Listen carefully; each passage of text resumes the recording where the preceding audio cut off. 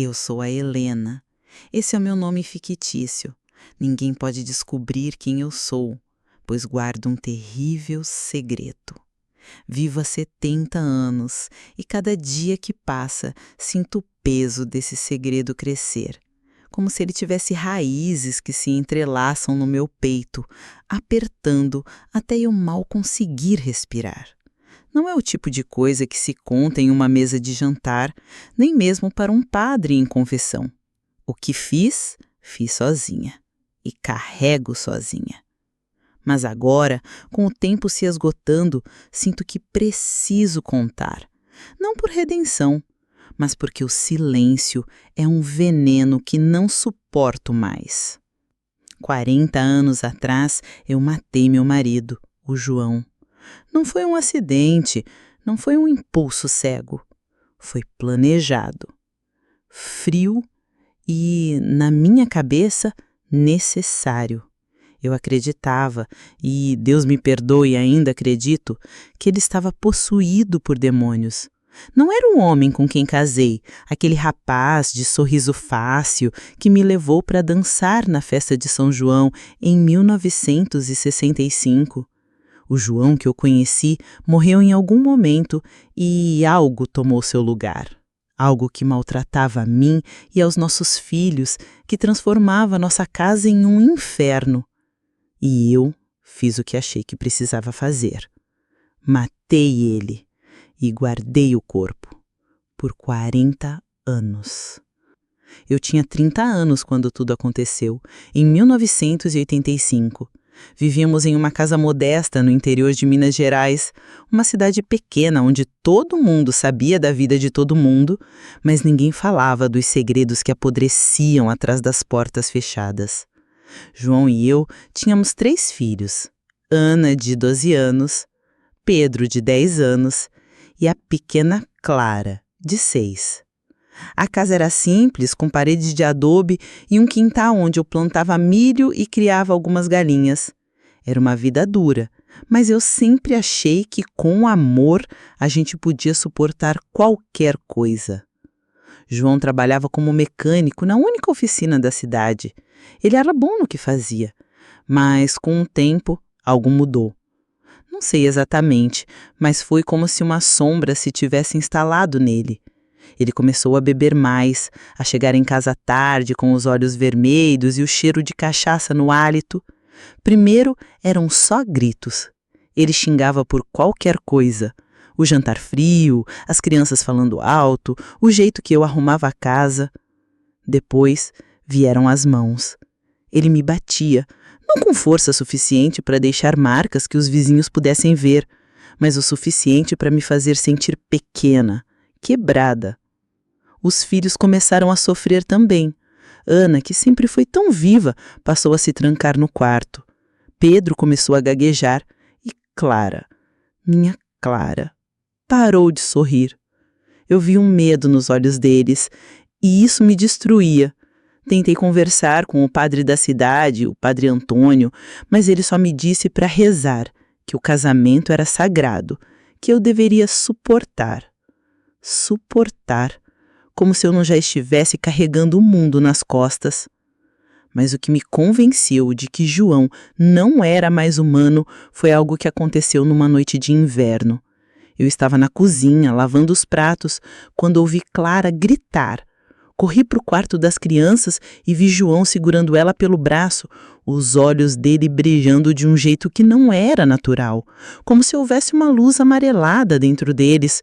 Ele estava gritando algo que não fazia sentido, palavras que pareciam vir de outra língua, guturais e ásperas. Clara chorava e Pedro tentava puxá-la, mas João a empurrou com tanta força que ele bateu a cabeça na parede. Ana estava encolhida no canto, tremendo. Eu me joguei entre eles, gritando para ele parar. Ele virou para mim e, juro por Deus, o rosto dele não era o dele. A pele parecia esticada, os dentes mais afiados e aqueles olhos não eram humanos. Ele me empurrou contra a parede e disse com uma voz que não era dele: "Você não pode me parar, Helena. Eu sou mais antigo que você." Depois ele saiu batendo a porta e as crianças se agarraram a mim chorando. Naquela noite, eu soube. Não era só a cachaça, não era só a raiva. Algo estava dentro dele, algo que não pertencia a este mundo. Eu não decidi matar João de uma hora para outra. A ideia foi crescendo como uma planta venenosa que você rega sem perceber. Eu rezava todas as noites, pedia a Deus que me mostrasse outro caminho, mas as orações não mudavam nada. O João que eu amava estava morto, e o que restava era uma casca, um monstro que machucava meus filhos. Eu não podia permitir que aquilo continuasse. Comecei a planejar.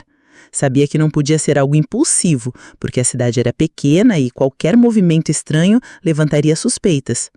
O galpão era a melhor opção. O galpão era um lugar que João considerava seu, onde ninguém entrava sem permissão. Pensei que se algo acontecesse com ele, eu poderia usar o galpão para esconder o corpo até encontrar uma solução permanente. Eu sabia que precisava de algo que não deixasse rastros. Nada de armas, nada de sangue que pudesse ser encontrado. Pesquisei em segredo, usando livros da biblioteca da igreja e conversas disfarçadas com a Dona Maria, uma benzedera da cidade que conhecia ervas e remédios caseiros. Ela me falou de uma planta chamada erva do diabo, que, em doses certas, podia parar o coração sem deixar vestígios. Eu disse a ela que era para um problema de saúde, e ela, sem desconfiar, me ensinou como preparar. Durante semanas, juntei pequenas quantidades da erva, secando-as no quintal quando João não estava em casa. Misturei com outras plantas para disfarçar o cheiro e o gosto. Planejei tudo para uma noite em que ele estivesse bêbado, quando ninguém estranharia se ele dormisse profundamente ou não aparecesse por alguns dias. Era uma sexta, 13 de setembro de 1985. O céu estava claro, mas o ar tinha um peso que eu não conseguia explicar. João chegou em casa mais cedo do que o normal, já cambaleando, com uma batedeira de cachaça na mão. Ele gritou comigo por causa da comida, jogou o prato no chão e foi para o quarto. As crianças estavam na casa da minha irmã, como eu tinha planejado. Eu precisava que elas estivessem seguras. Preparei o chá com a erva do diabo, misturado com mel para mascarar o sabor. Quando ele pediu algo para beber, levei o chá e disse que era para ajudar com a dor de cabeça que ele sempre reclamava. Ele tomou tudo, sem desconfiar. Sentei na sala, esperando, ouvindo o som do relógio de parede. Meia hora depois, ouvi um barulho no quarto, como se algo tivesse caído. Entrei e o vi no chão, segurando o peito, os olhos arregalados, aquela luz amarelada ainda brilhando neles. Ele tentou falar, mas só saiu um gurgulejo. Então, parou. Eu não senti remorso. Não naquela hora. Senti alívio, mas o que veio depois foi o verdadeiro pesadelo. Eu sabia que não podia simplesmente me livrar do corpo. A cidade era pequena e qualquer movimento estranho seria notado. O galpão era a melhor opção. Esperei até a madrugada, quando a rua estava silenciosa, e arrastei o corpo de João até o galpão. Ele era pesado, e cada metro parecia uma eternidade. Minhas mãos tremiam, mas eu não podia parar. No galpão havia um velho baú de madeira, grande o suficiente para caber um homem. Coloquei o corpo lá dentro, cobri com sacos de aninhado e tranquei o baú com um cadeado.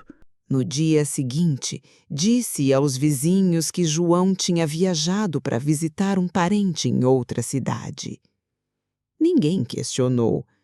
Ele já tinha o hábito de sumir por dias, então a história parecia plausível. As crianças, quando voltaram, pareceram aliviadas. Ana me perguntou onde o pai estava e eu disse que ele não voltaria por um tempo. Ela não perguntou mais nada. Acho que, no fundo, ela sabia. Os primeiros anos foram os mais difíceis. Eu vivia com medo de que alguém descobrisse. Toda vez que ouvia um barulho no galpão, meu coração disparava.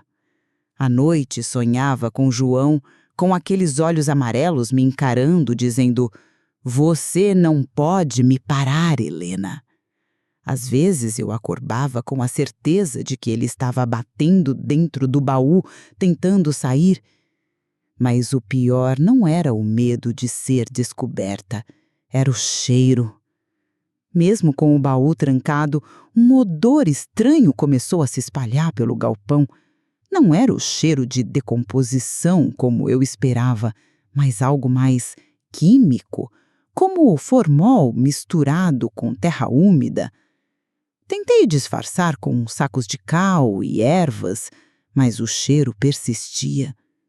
Decidi selar o baú com cimento, cobrindo-o completamente para que ninguém pudesse abri-lo. Mesmo assim, o galpão parecia vivo, como se o que estava dentro do baú não estivesse completamente morto. As crianças cresceram. Ana se formou em enfermagem e se mudou para Belo Horizonte. Pedro virou professor e foi para São Paulo. Clara, minha caçula, ficou na cidade, mas nunca perguntou sobre o pai. Eu continuei vivendo na mesma casa, cuidando do quintal, indo à missa todos os domingos. Para os vizinhos, eu era a viúva Helena, a mulher que criou os filhos sozinha depois que o marido fugiu. Mas dentro de mim eu sabia a verdade. E o galpão sabia também. Com o passar dos anos, comecei a sentir ele. Não o João que eu conheci, mas o que ele se tornou.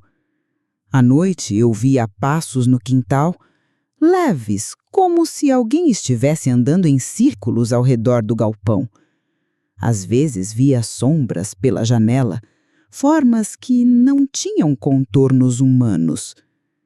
Uma vez, Clara, que ainda morava comigo, disse que sonhou com o pai, mas ele não tinha rosto, só aqueles olhos amarelos brilhando na escuridão. Eu comecei a rezar mais, a encher a casa de terços e imagens de santos. Contratei a Dona Maria para benzer o quintal, mas ela recusou entrar no galpão. Disse que sentia algo pesado lá dentro, algo que não pertencia a Deus. Eu não insisti. Sabia que ela estava certa. Em 1995, 10 anos depois, aconteceu algo que quase me fez desmoronar. Era uma noite de tempestade e o galpão foi atingido por um raio. O telhado pegou fogo, mas milagrosamente o baú não foi danificado. Quando os bombeiros vieram, eu fiquei apavorada, achando que eles abririam o baú. Mas ninguém tocou nele. Eles apagaram o fogo, consertaram o telhado e tudo voltou ao normal. Ou quase. Depois do incêndio, o cheiro ficou mais forte e os sons começaram. Não eram mais só passos, eram batidas, como se algo estivesse tentando sair do baú. Eu comecei a trancar o galpão com cadeados extras, mas isso não ajudava. Às vezes, eu acordava no meio da noite e via o cadeado da porta do galpão aberto, mesmo eu tendo certeza de que o tranquei. Os anos 2000 foram um borrão. As crianças já tinham suas próprias vidas e eu vivia sozinha na casa. O galpão se tornou uma obsessão. Eu não entrava lá, mas também não conseguia me afastar.